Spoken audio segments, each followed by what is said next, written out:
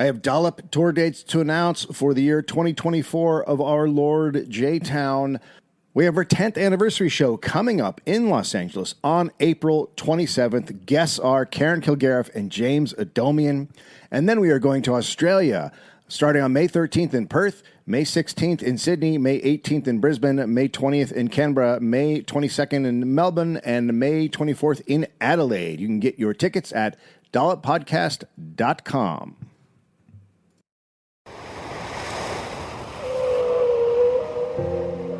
Experience the magical world of orcas at the Denver Museum of Nature and Science. Learn more at dmns.org.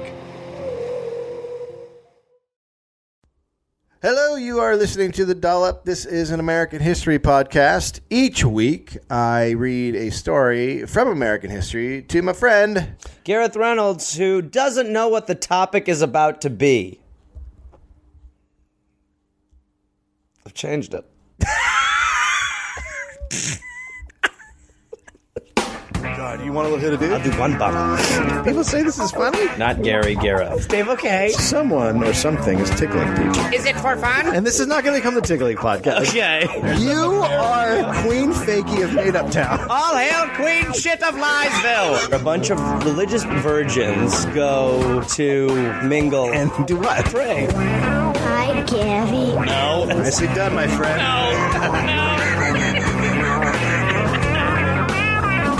July 8th, 1885. Okay. John Romulus Brinkley entered the world.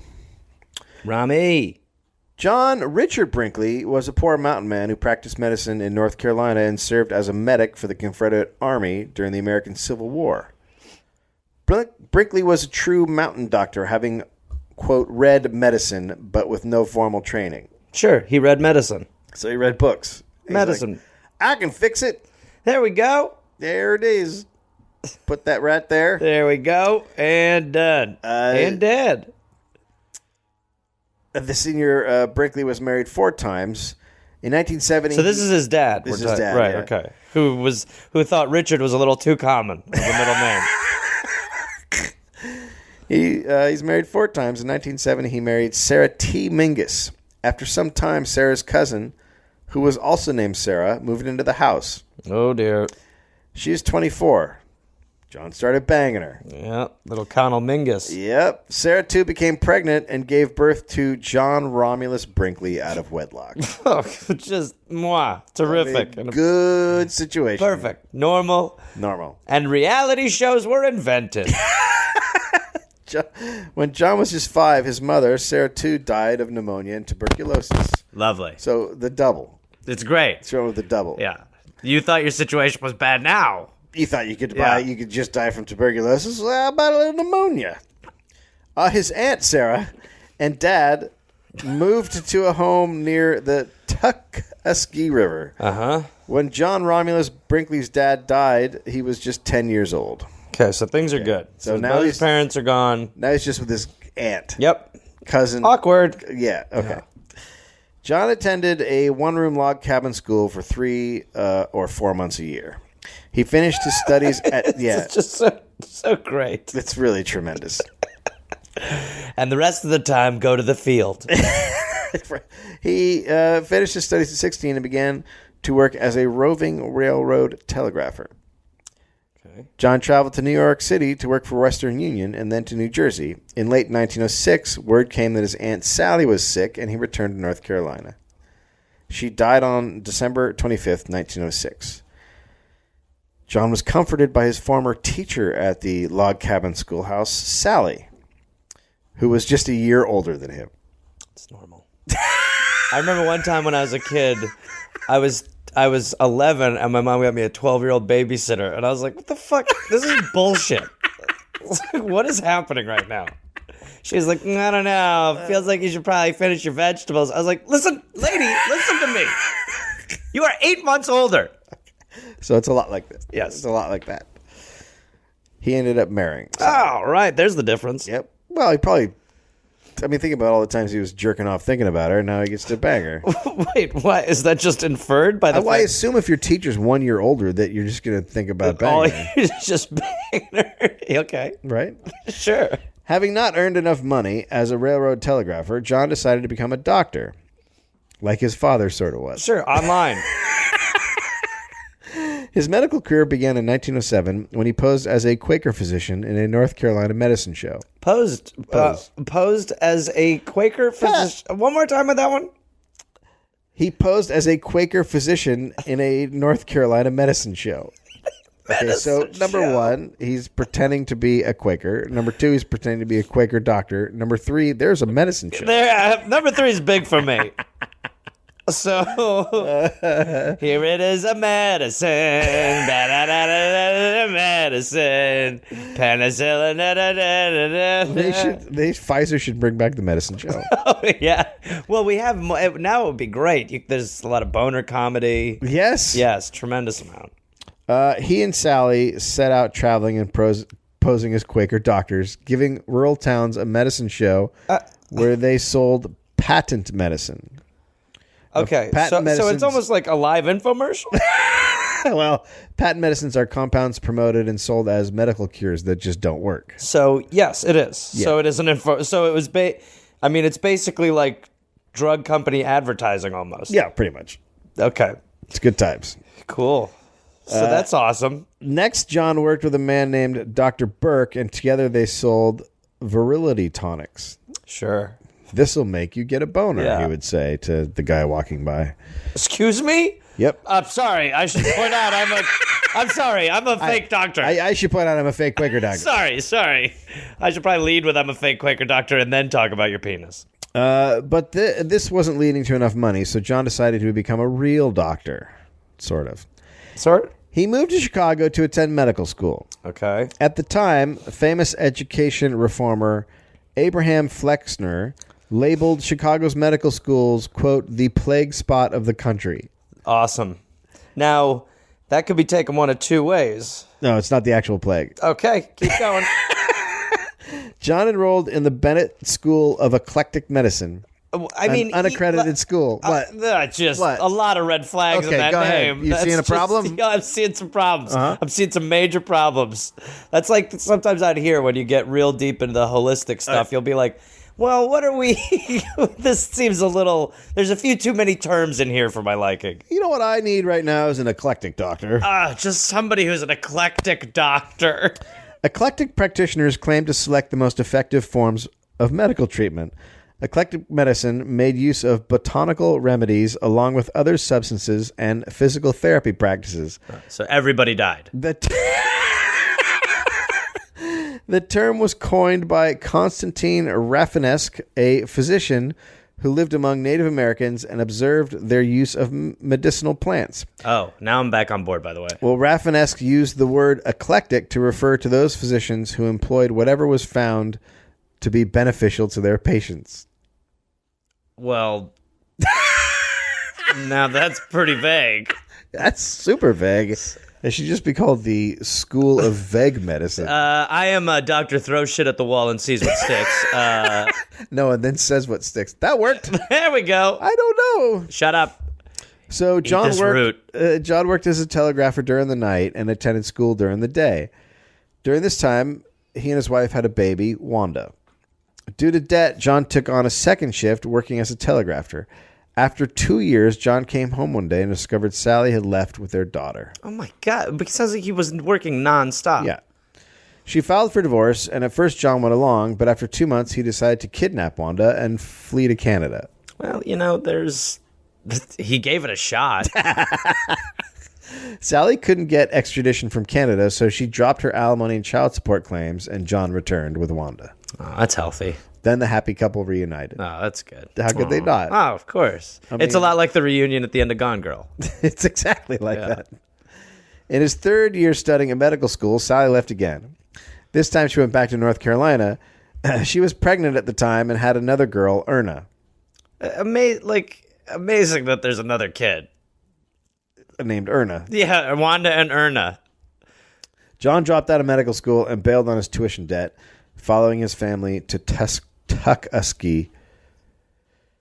North Carolina. The family wandered around for a while and ended up in St. Louis, Missouri. There, John found another eclectic medical school, but because he had not paid off his debts to the Bennett College, they refused to release his records. So he did what any man would do in this situation. He just bought a medical degree from the Kansas City Eclectical Medical University and returned home to North Carolina.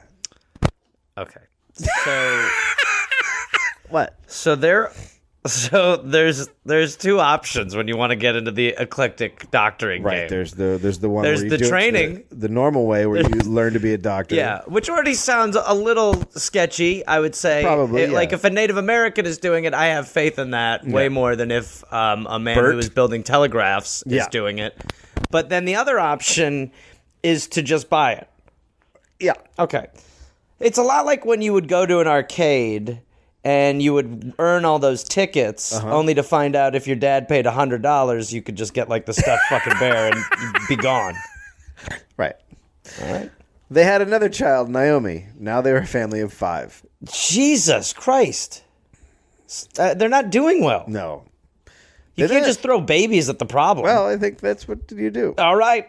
They then moved to New York City. Sally wanted John to give up his goal of becoming a doctor, but he refused to. He achieved his goal. He took a helicopter to Everest. So Sally left him again, taking the 3 girls to North Carolina. John moved to South Carolina and set up a storefront clinic in Greenville with a man named Crawford. They called it the Greenville Electromedic Doctors, and placed advertisements to attract men who were concerned about their ability to sexually perform.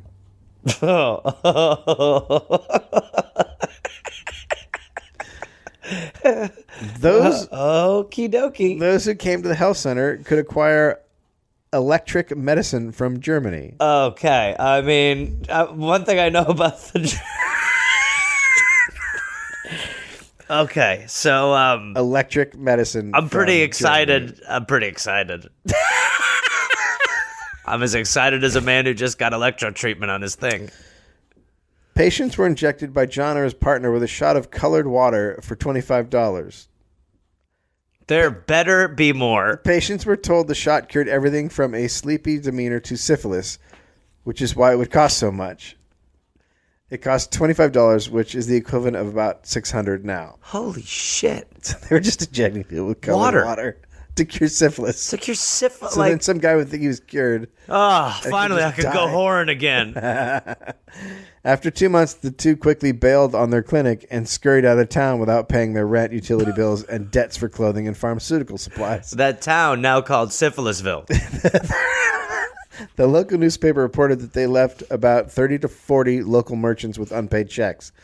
They ended up in Memphis, Tennessee. There, They set up another bullshit store. John met and married 21-year-old Minerva Jones, All right. known as Minnie, Fuck yeah. the daughter of a local doctor. Oh boy. They'll have a lot to talk about. Their courtship was an entire 4 days. Good. Right amount of time. The one hiccup in the marriage was that John was still married to Sally. Well, but besides that. Come on. Everybody's got baggage. Right. A lot of times they're not still holding it, but Yeah. John and Minnie honeymooned in Kansas City, Denver, Pocatello, and Knoxville, where John was arrested and extradited to Greenville and put in jail for practicing medicine without a license and for writing bad checks. Okay. Naturally, John told the sheriff it was all Crawford's fault, then gave up Crawford in a true snitch fashion. Using the information provided by John, police were able to arrest Crawford in Pocatello, and then John and Crawford were reunited in jail. Hey, what's up? bro. Hey, how you doing? So a little awkward. Yeah, I sort of snitched. Yeah, I know. But, it's what Dude, happens. look, man, we've gotten the colored water game cured syphilis together. Right? Yeah. John and Crawford ended up settling out of court with the merchants they had screwed over for several $1,000s, most of which Crawford paid. It would be great if they tried to be like, we can give you the money, or we could inject you with some of this magic. That's more colored water. All right, fine. No, it's magic. John's new father-in-law paid his bail, but only gave him $200 for his fraudulent debt settlement. John then went to Memphis, where Minnie was living. There, Sally showed up and told Minnie that John and she were still married and that he was a bigamist. Minnie responded by moving to Judsonia, Arkansas with John. So she's like, all right, well, we're going somewhere else. We're leaving. John was then offered to take over a doctor's office who was moving out of state. He did and actually turned a profit. Who would put any faith in him? I don't think anybody cared. They were like, oh, you're a doctor? Yeah, sure. Yeah, I mean, I've been jailed for lying. Yeah. Yeah, I do doctor things. Yep. He advertised his specialty as, quote, diseases of women and children. Good. He made a little bit of money and also joined the Army Reserve Medical Corps. Perfect. You want him on the front lines. With the money he made, he was able to pay off Bennett College the money he owed. Okay.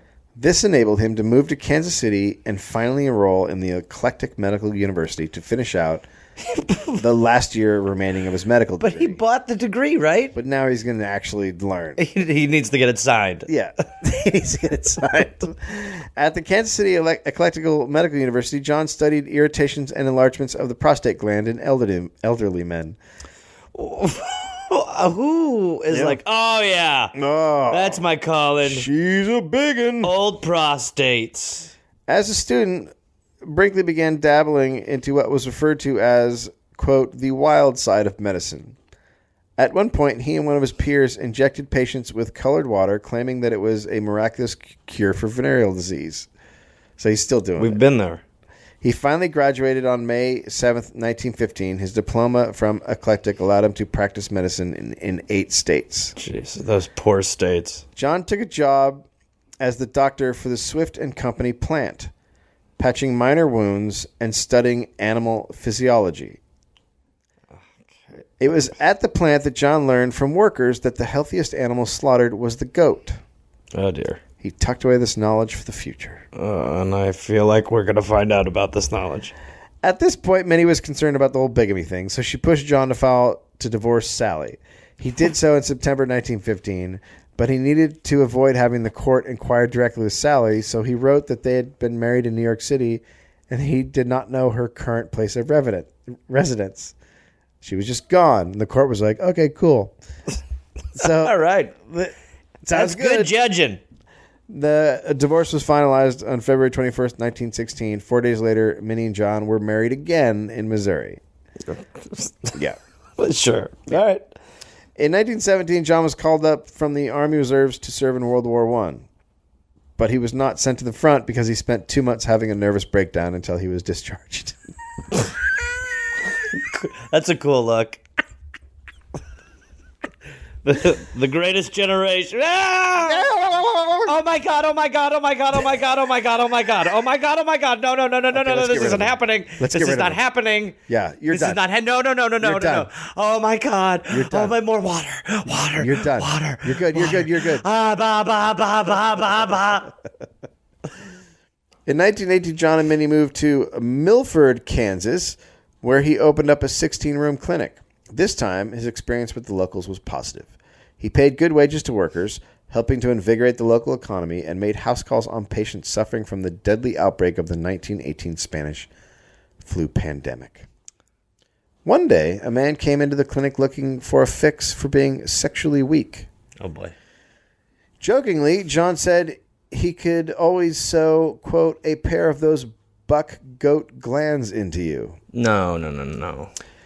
Because, as he had learned from the plant, goats were an amorous and active creature. The desperate man begged John for the operation. It's not an operation. It's not a procedure. Never willing to turn down money, John agreed and performed the operation for $150.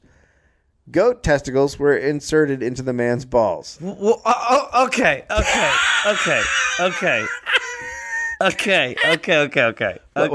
What? What do you mean, what? So... What? Oh my! So he's having problems performing sexually. So we're going to give him goat nuts. Well, there's an animal that's awesome. I mean, this is a guy who's just been putting colored water in people for 15 years. So you take the goat's nuts out and you put them into the other dude's nuts. But is that...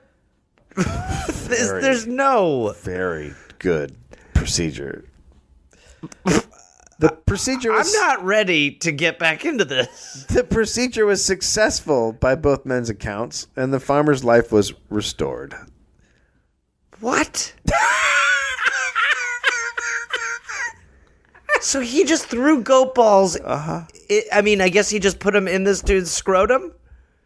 We'll learn more about that later. I don't know if I want that. Years later, the patient's son told the Kansas City Star that John had offered to pay his father handsomely if he'd go along with the experiment. So John paid the guy money to put the goat balls in him, and then he spread the word that the goat balls cured. So he fabricated the story of the guy coming in and saying, "Please give me goat balls." In actuality, he approached the guy and was like, "Hey man, I want to put goat balls in you and I'll give you money to do it." And the guy was like, "Okay." Well, that's quite a different tale. Brinkley seized the moment and publicized the operation and its beneficial results. But the fact that it had beneficial results also bullshit. Yeah. Yeah. Okay. Because Right. you can't just put balls next to balls. What are you talking about? How do you know? So you've tried it. The truth is, I don't know. Right. Soon, patients were lining up to have goat balls put in their balls. All right, Dave. It's been a lot of fun. Is this the end? I think we might be there. When people are lining up to get goat balls put in their balls, it feels like we're good. Yeah. The goats are like, "Oh, what's happening?" Yeah, all the goats are like, well, this trend isn't good. This is a horrible trend. My balls. Xenotransplantation became all the rage, not just because people wanted help with their virility, but because Brinkley was a magnetic man. Within months, John was performing more than 100 rejuvenation operations a week for a fee of $750, which is equal to $100 million. $9,000 today. 9,000. So much so that he began to have a hard time coming by goats. So patients were required to supply their own goat. Oh, my God. So you had to first of all, that takes away the anonymity of the thing if you're walking down the street with a goat. Yeah. Oh, yeah. Where are you going? I'm going to get his balls. Okay. How's your wife?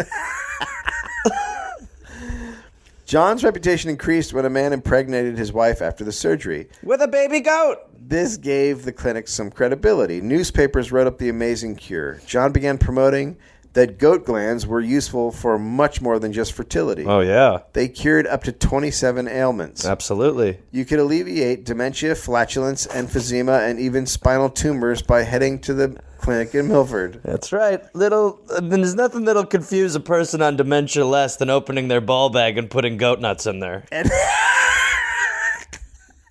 Just when I thought my connection to reality wasn't working. He started a direct mail blitz and hired an advertising agent who came up with the slogan, quote, "The ram that am with every lamb." What? I don't even know what that means. The ram. The first two you need a good third. The ram that am with every lamb. Anyway, that's the advertising guy he hired. Yep, that guy. Oh, you thought the guy putting goat glands into people was ripping someone off. I mean, it rhymes. It sure. If it does one thing, it rhymes. The publicity attracted the attention of the American Medical Association. They sent an agent to investigate the clinic undercover.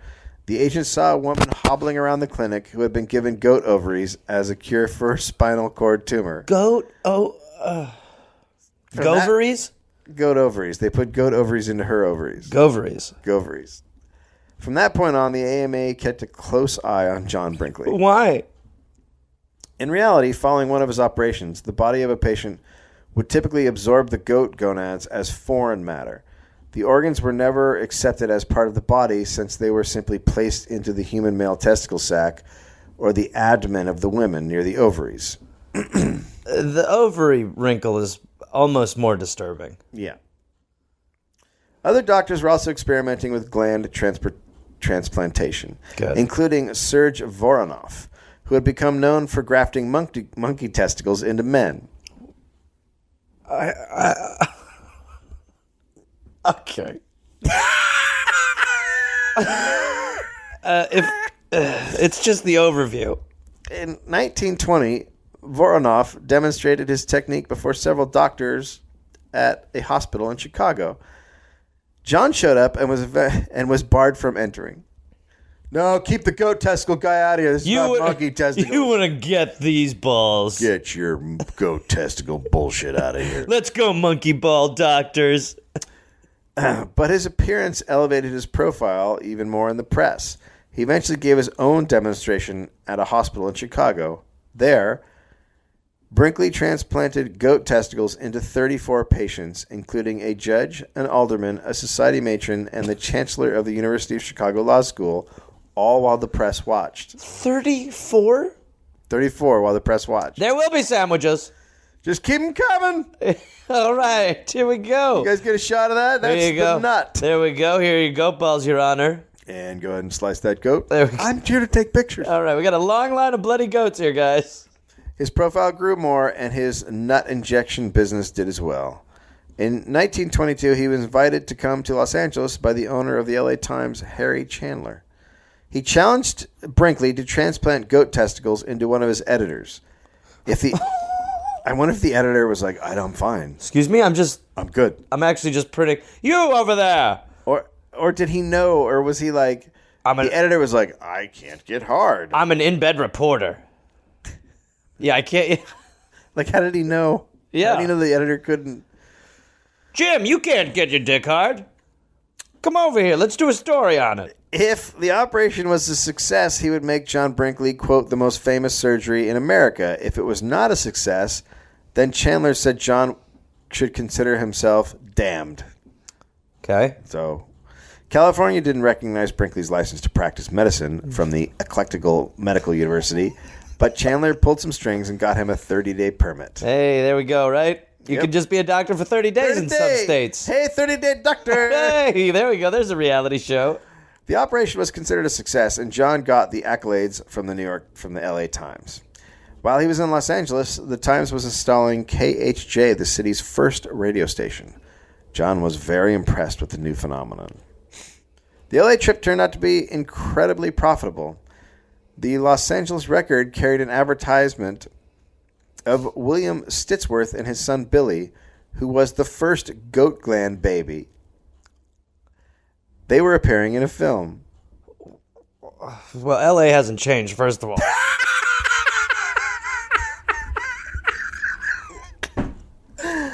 You gotta be nervous when someone's pregnant with your baby and you have goat balls. Yeah, fuck yeah. I mean, a little bit of you has to be like, Oh, God, don't have a tail. it's just gonna have like one horn. Daddy! I love you. A large crowd turned out to see the film, and Brinkley's profile increased. While in L.A., John also operated on several Hollywood stars, earning him a profit of $40,000. Wow. There was such a demand for his services that some local businessmen offered to establish a hospital and sanitarium in Ensenada. They went as far as to lease a hotel and signed a contract with a local rancher to supply goats. I mean, a fucking hotel and a rancher? Ready to go. All set up. Good to go. This is a lot. But the California Medical Board denied his application for a permanent license to practice medicine, having found his resume, quote, riddled with lies and discrepancies. So they read it. Yeah. The trip to California greatly increased business at the clinic. On the eve of the Great Depression, John was on his way to unimaginable wealth. He bought a Stutz Bearcat car, a symbol of wealth at the time, and his wife Minnie got her first fur coat. They took the test. Made of goat. Made of goat fur. Goat fur. With testicle fur. Well, yeah. She got her first scrotum coat. Scrot. The coat from the Crazy Doctor. That's a Dr. Seuss book, right? The scrot, yeah. The scrotes. The scrotes. They took the testicle show on the road and traveled to the East Coast. In Connecticut, John operated on a man while a Fox motion picture cameraman filmed the procedure as doctors and nurses watched. So let's just say that if at the start of this podcast you had told me the sentence, John decided to take his testicle show on the road to the East Coast, I would have said this is going to be a crazy fucking story. Yeah. But it's pretty normal. Oh, nothing strange has happened, Dave. Don't get me wrong.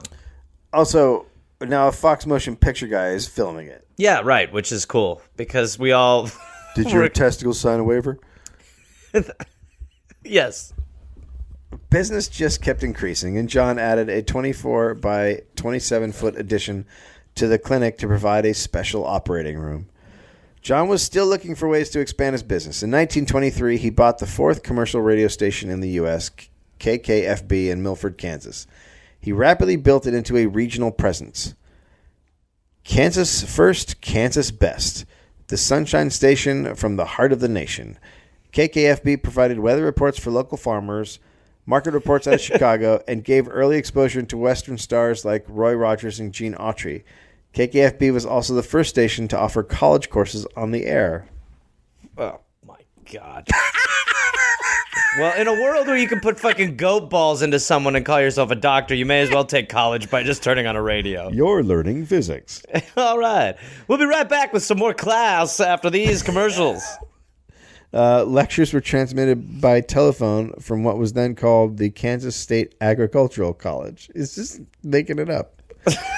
John added fundamentalist preaching and regular programs offering medical advice, and through arrangements with pharmacies in the region, began prescribing medicine over the radio. Oh, my God. Wow, this really is like the beginning of Pfizer.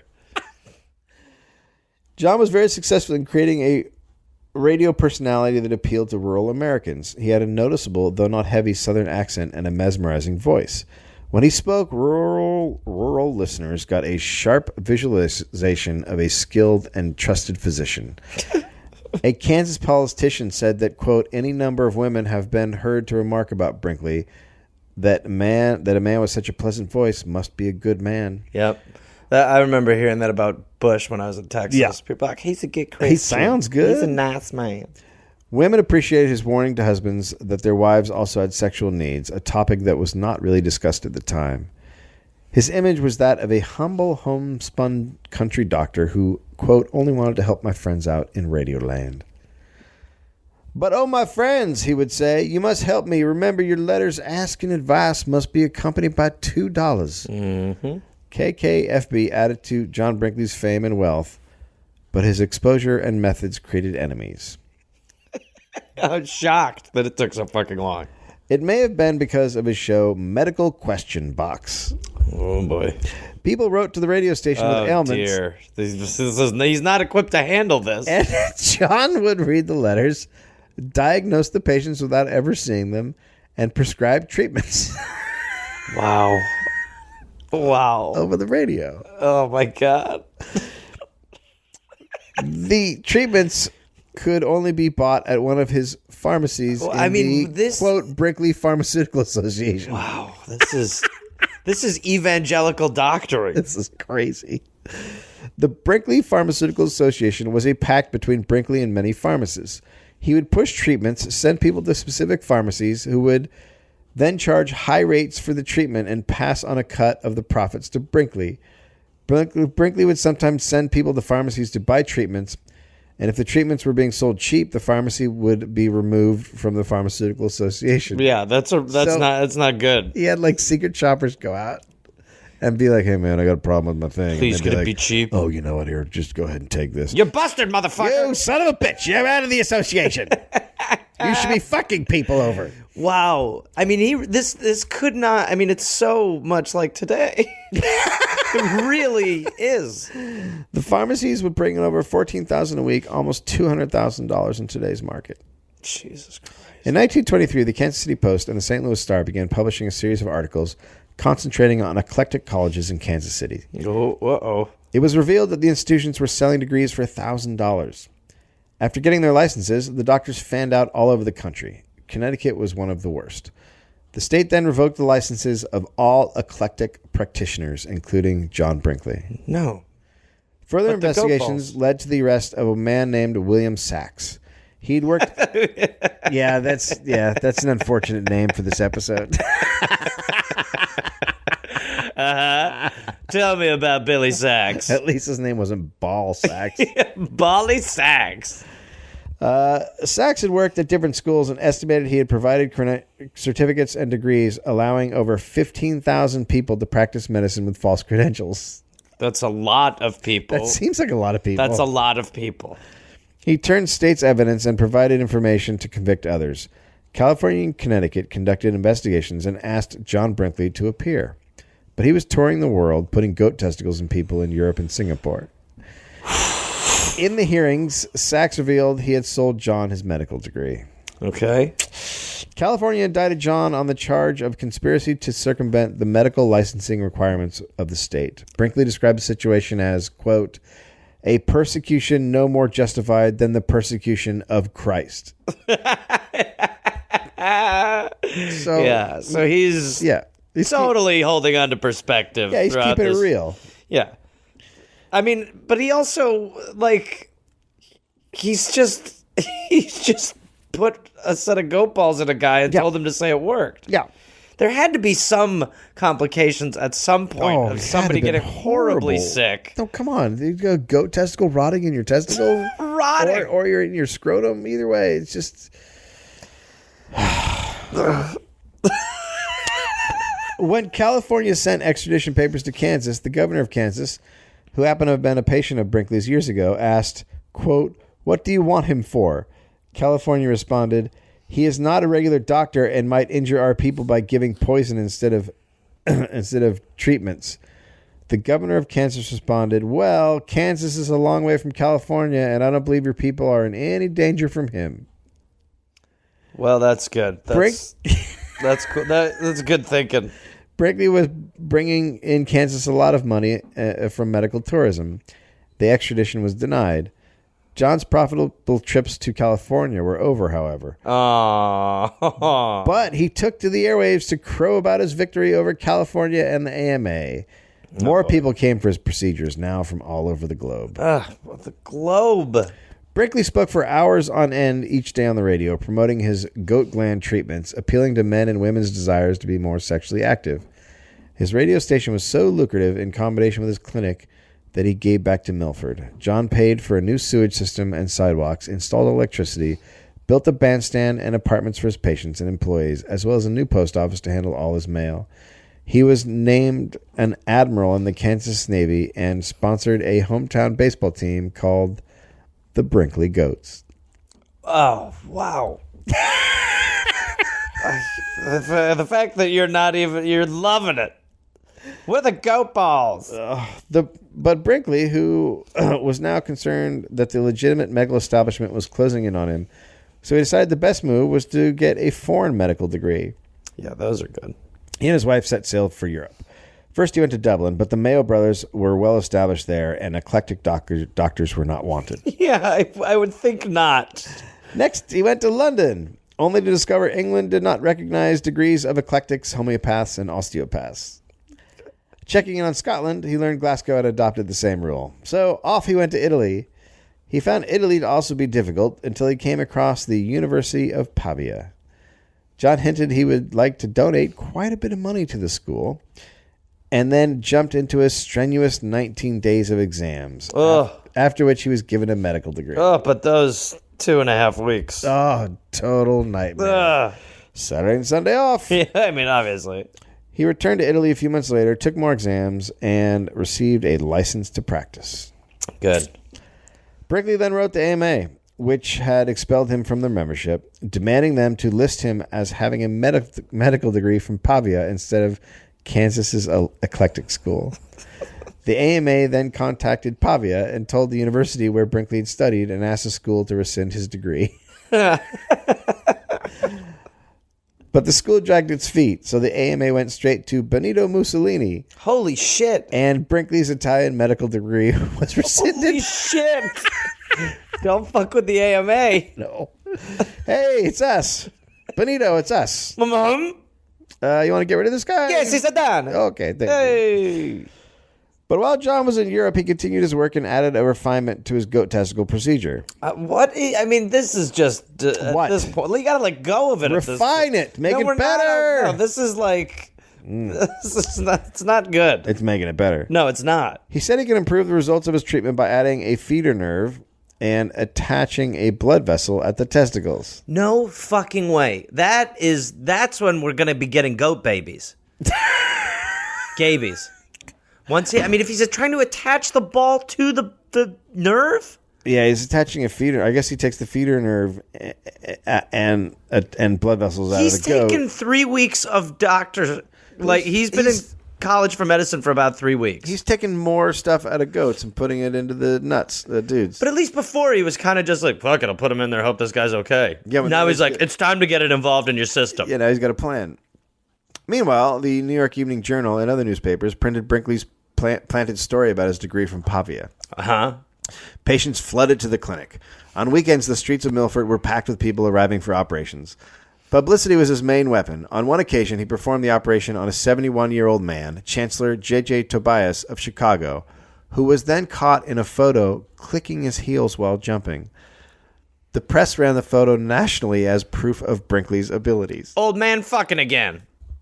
He jumped up and clicked his heels. Which, at the time, was really how you showed elation, though. Oh, my God. Yee! I'm a-going fucking... Brinkley kept an extensive mailing list who he sent endless letters about the clinic's success. He sent out a pamphlet called Pa and Ma, which he dedicated to, quote, the prostate man. It ended up being a great solicitor for elderly men with sex issues, also known as elderly men. The Kansas City Star, who owned a competing radio station in town, published a series of articles accusing Brinkley of fraud, and the newly formed Federal Radio Commission began looking into his broadcasting practices. Uh-oh. They're probably not going to find good things. No, it'll be fine. It was revealed that at the clinic, he was prone to perform surgery while drunk. Oh, Jesus, he can't even do his bullshit sober. And used dirty equipment. Oh, my God. Yeah, these have been in somebody else's balls, but it's fine. A goat. Oh, right. No, I dipped these in a goat, and then another dude, and then another goat, and then another dude, but it's fine. Anyway, your turn. They were all good. Here we go. Whoops. I mean... I'm not a doctor. Many patients who had not been cured were interviewed, giving the impression Brinkley was just giving people shots of vitamins. It was revealed by 1930 he signed over 42 death certificates for transplants gone bad. That means he put, I assume, dirtiness into people's nuts. Yeah, and they died from nut infections. Yeah, oh, God, Jesus Christ. Well, nut infections is a tough thing to shake. It's going to be a great movie on HBO, though. The nut infections. Nearly every one of the 42 who died were not sick when they arrived at the clinic. Shocked to hear that. No one knows how many patients became ill or died in the many other places Brinkley performed his operations. The Kansas Medical Board held a formal hearing to decide whether Brinkley's medical license should be revoked. It was. Yes. The board stated that Brinkley, quote, has performed an organized charlatanism quite beyond the invention of the humble mountebank. Jesus. I have no idea what that means. It doesn't matter because it really is nice to just hear them be like, he's full of shit and you're full of weird balls, everybody. So with his clinic closed, Brinkley decided to go into politics as a way to fight back. Oh, Jesus. He ran for governor of Kansas. If he were to win the governorship, he would be able to put whoever he wanted on the medical board, which would allow him to get his medical license back. I mean, the obsession to put goat balls in people still. He kicked off his campaign just 3 days after losing his license, running on a vindication ticket. Oh, sure. He used his radio station as the main weapon in his campaign. He campaigned on a strange platform of public works like a state lake in every county. And also, more goats. We really need to get the goat numbers up. Everybody gets 9 goats and there'll be a lake in every town. Alrighty. Make sure to get out there and vote. He also wanted to lower taxes, give kids free textbooks, and create old age pensions. He hired a plane to fly him impressively to his rallies. He was the master of the grand stunt. When a newspaper reporter ran a negative article about his lack of qualifications to run the state, he sent the reporter a goat. Just a ballless goat. That's his way of saying nut up. Yeah. But Brinkley had made a crucial error. He filed too late to get on the ballot, so he was a write-in candidate. The Kansas Attorney General had been the one who prosecuted Brinkley before the medical board, so he made it as difficult as possible for John to win. He announced the rules for write-in candidates had changed, and the only way one could vote for Brinkley was to write J.R. Brinkley on the ballot. Oh, no. Brinkley ended up with 30% of the vote. It was estimated that up to 50,000 ballots were disqualified by the strict writing rules. and Brinkley would have won the governorship if the rules had not been changed. Oh, my God. 6 months later, his misfortune increased. The Federal Radio Commission refused to renew his station's broadcasting license, finding that Brinkley's broadcasts were mostly advertising, that he broadcast obscene material, and that his medical question box series was, quote, contrary to public interest. Yeah. He sued the commission, but the courts upheld it, and the case, Brinkley versus the FRC, became a landmark case in broadcast law. Well, it's interesting to know what Brinkley's history was in that. He ran for governor in 1932 and 1934, but was defeated again by future presidential candidate Alf Landon. It's just such a layup to beat him at this point. You're like, hey, doesn't matter what I'm going to do. But people fucking loved him. Well, I mean, yeah, we are Americans. No one was like, the goat thing doesn't work. No, people are like, he's a good man. He's good. He's helping people with the testicles. His heart is in the right place, even though those balls are in the wrong spot. So, Brinkley sold the radio station to an insurance company for $90,000 and decided his fortunes lay just across the border in Mexico. Oh, yes, of course. He moved to Del Rio, Texas, and built a radio station, XERA, Zera, just across the Mexican border, out of the reach of U.S. regulators. Licensed for 300,000 watts by the Mexican government, Zera often turned up its power to 500,000 and sometimes 1,000,000 watts. The world's most powerful broadcast station was sending a signal across the U.S. into Canada and occasionally over the North Pole into Russia. Holy shit. The signal was so strong it made bed springs hum, and it could be picked up by car headlights. Jesus. John R. Brinkley no longer had a regional audience. He had a national audience, not only for his clinics and pharmaceuticals, but for the entertainment he provided. Well done. This is where he became the granddaddy of country music. What the fuck? See, dude, enough. Zera's contributions to the early country music were huge. The Carter family performed for 3 years on Texas radio, rocketing them to national fame. Tennessee Ernie Ford, Roy Rogers, Patsy Montana, Gene Autry, Little Jimmy Dickens, Red Foley, Shelley Lee Alley, Jimmy Rogers, and Cowboy Slim Reinhart all had appearances on Brinkley's radio station. Waylon Jennings and Johnny Cash remember listening to the border radio broadcasts. Performers who played in schoolhouses, churches, and on local radio stations now had their first outlet that broadcast them all across the United States, some of Canada, and occasionally other international markets. A regional form of music became nationally known, accepted, and craved, but Brinkley didn't care that he was spurning the growth of an entire new genre of music. He cared that roots musicians caused the most fan mail and that they helped move the most merchandise. Audiences heard on-air pitchmen selling everything from crazy water crystals to baby chicks to tomato plants to Last Supper tablecloths to autographed pictures of Jesus. Autograph. Who should I make this out to? You want me to sign that Jesus or the Son of God? Here we go. All right. To Kyle. Oh, you want me to sign that killed by Jews? Okay. I died for your sins. Can do. Repent, your main man. Catch Oh, you. Jesus Christ. Catch you later, girl.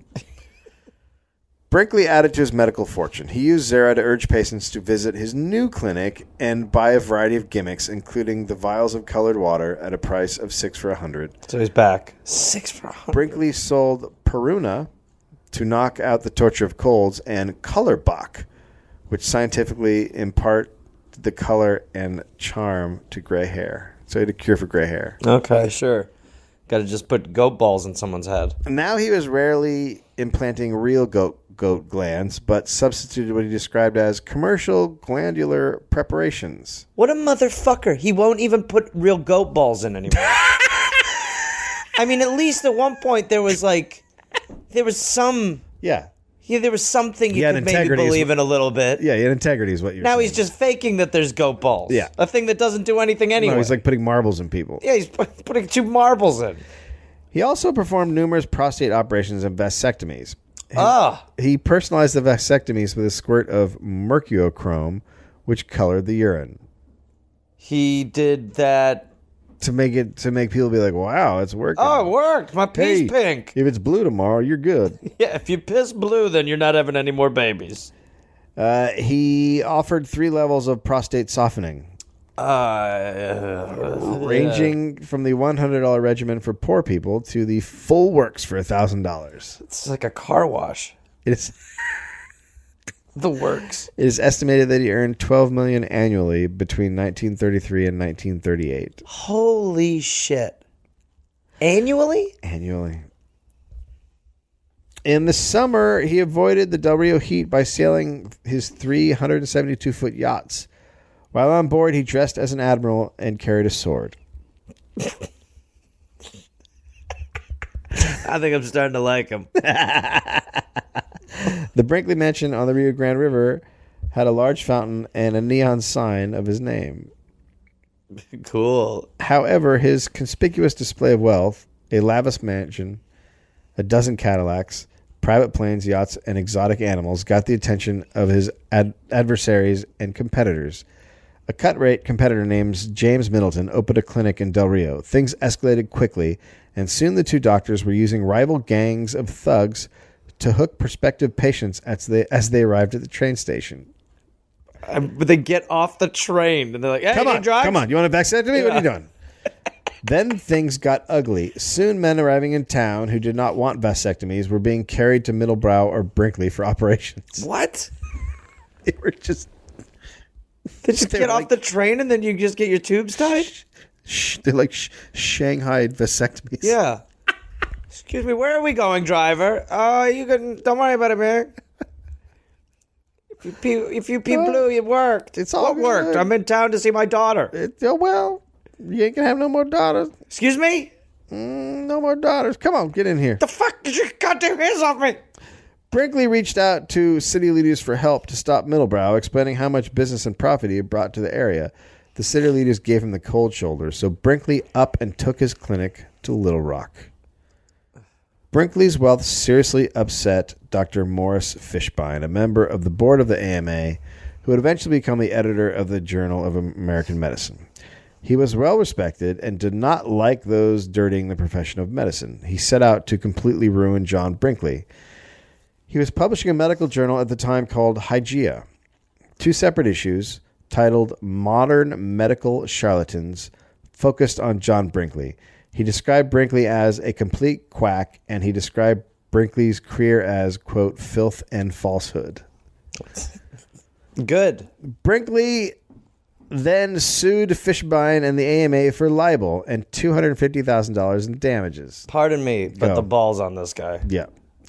Brinkley drove to the first day of the trial in a fire red Cadillac that has name stenciled all over the exterior. Oh, that's cool. Nice. That's a good look. Super into me. Hey. At night, Brinkley would take to the airwaves and broadcast commentary. The defense produced a deposition given by Brinkley's old partner, Crawford, who is now serving time in Oklahoma for armed robbery. Well, okay. The tale of two men. Uh-huh. Crawford broke down their fraudulent ways of the past for the court. When Brinkley testified, he appeared disinterested as he fidgeted with a gold toothpick in his mouth. Jesus. What a fucking monster. Sure, I've got caviar in between my teeth. I can't believe you're talking to me, little person. After 2 days, the cross-examination came down to one important question about goat testicles.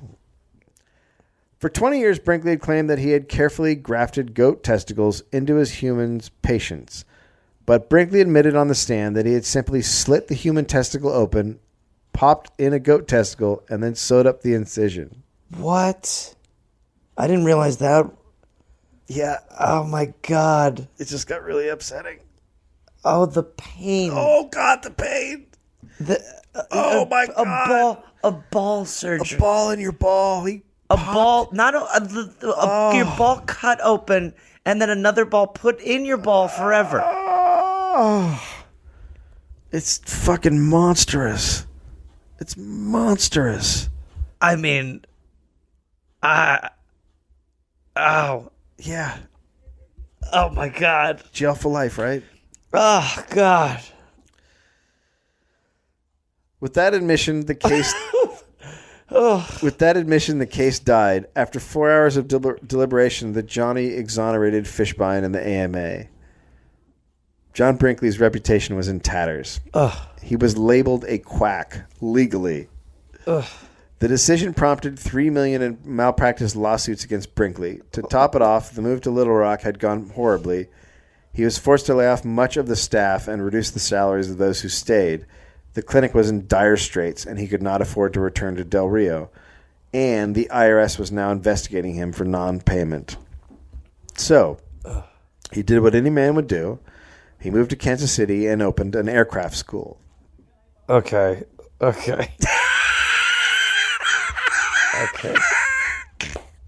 Can he not just take a hint?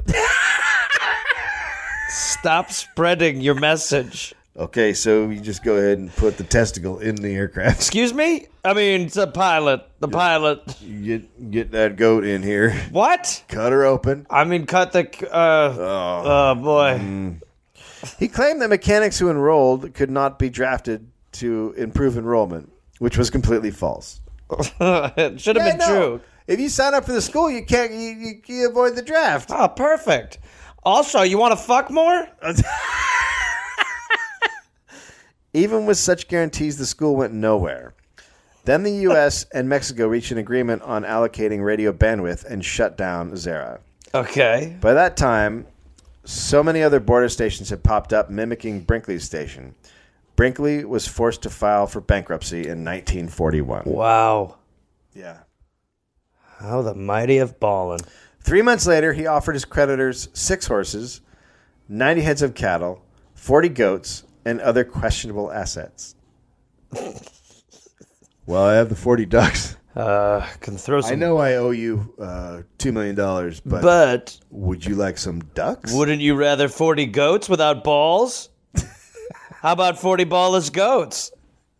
Well, it's a yacht. It's not. I do not want to. Feels like I should keep the yacht, and you could just have these cows. In July, the Mexican government seized his radio station on the grounds that Brinkley had broadcast programs sympathetic to the Nazis. Finally. Indeed, Brinkley had come to admire Hitler and even decorated the tiles around his pool with swastikas. Hey, sometimes you make weird choices. Here's something I'm not going to regret. Yeah. All right. So we're just going to have a pretty limited guest list. That's our deal. In August, after 3 heart attacks, he had a leg amputated due to a blood clot while in Kansas City. Should just put a horse hoof on it. While he was... Or just, hey, can you put a goat testicle in my leg? Hey, I want my leg back. Will you put a goat penis in me? While he was recuperating at the hospital, he was served with a 15-count mail fraud indictment. Jesus. He died penniless in his sleep in San Antonio of heart failure before he saw trial. A former patient who wished to remain anonymous wrote to a local paper that, quote, I knew he was bilking me the whole time, but I liked him anyway. Oh, that's terrible. Buried in Memphis, Brinkley left behind 3 daughters by his first wife, Sally, and 1 son by his second wife, Minnie Jones. The name Brinkley is still visible to passing motorists in a stone fence facing North Carolina Route 107. Holy shit. Well, that's something. Oh, wow. Jesus Christ. I mean... Jesus. How did that happen? There have to be rules. How did that happen? Well, How did that happen? They just get to say whatever they wanted. How does it happen for a long period of time? How does he become famous? But who was like... Then he goes to Hollywood and everyone's like, I'll do it. It sounds great. Oh, lovely. Put that in my testicle. Yeah, we love trends. Trends that involve testicles should not be trends. Well, when you for the fact that a ball went in a ball. I mean, what the actual fuck? That's just so... He's not a doctor, and he's opening testicles and putting other animals' testicles in the testicles, Yeah. and then letting people leave, and then people are going out and trying to fuck. Yeah. Whoo! He's a good one. Well, one thing we've definitely learned from the Dollop is that all doctors were monsters. Monsters, and probably still are. There's some good ones, but Jesus Christ. Yeah. Fuck. Right. Fuck. Yeah. Shit. Fuck. All right. Anyway. Buy tickets to my one-man show in Melbourne. You can get tickets at the Melbourne International Comedy Festival site. Oh, boy. We'll be back with more Dollop next week. Oh, boy. Sorry. Oh, yes, it's Gareth. Not Gary, stop it. Gare Force. Listen, I've got a bunch of stand-up shows coming up, and I want to see you there. We can hug. I will be at Rooster Teeth Feathers in Sunnyvale, California, April 18th, 19th, and 20th. Then I will be in Chattanooga, Tennessee, June 18th. I will be at Nashville, at Zanies, June 19th.